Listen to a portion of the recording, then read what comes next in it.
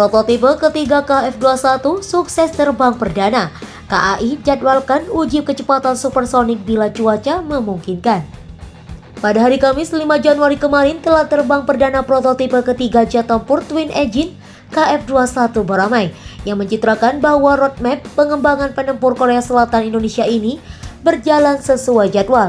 Prototipe ketiga KF-21 terbang selama 37 menit setelah lepas landas dari Air Forces 3 RD Flying Training Wing di stasiun sekitar 300 km selatan Seoul.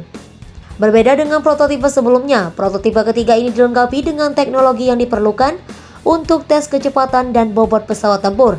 Defense Acquisition Program Administration atau DAPA selaku lembaga pengadaan alutsista di Korea Selatan menyebut bahwa tes tersebut merupakan jalan bagi uji tambahan untuk mengukur kemampuan pesawat tempur. Prototipe pertama melakukan penerbangan perdana pada 19 Juli 2022. Kemudian prototipe kedua melakukan penerbangan pertama pada 10 November 2022.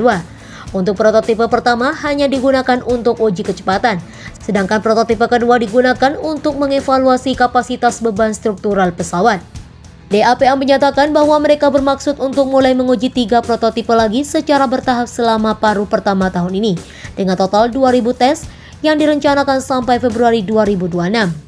DAPA mengatakan bahwa KF-21 merupakan pesawat tempur pertama yang diproduksi dengan menggunakan teknologi lokal, menunjukkan kemampuan Korea Selatan dalam memproduksi pesawat tempur secara mandiri. Selain itu akan berfungsi sebagai batu loncatan untuk meningkatkan pesawat tempur dan menggunakan senjata yang diproduksi secara lokal.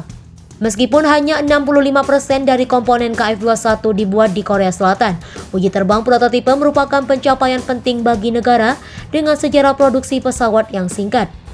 Amerika Serikat, Rusia, China, Jepang, Prancis, Swedia, dan aliansi 4 negara Eropa, Inggris, Jerman, Italia, dan Spanyol adalah satu-satunya negara lain yang telah memproduksi dan menerbangkan jet tempur supersonik canggih. KF-21 akan meningkatkan kemampuan ofensif dan defensif udara Korea Selatan, mengingat kondisi jet Angkatan Udara Korea Utara yang sudah tua. KF-21 dapat dengan mudah mengungguli mereka.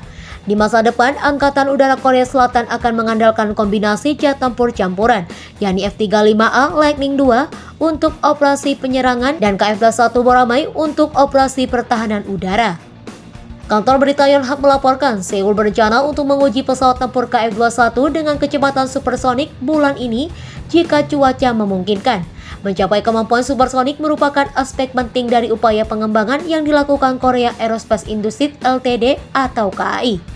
Tes tersebut diperlukan untuk memastikan bahwa fungsi kritis seperti avionik beroperasi dengan baik terlepas dari kecepatan terbang.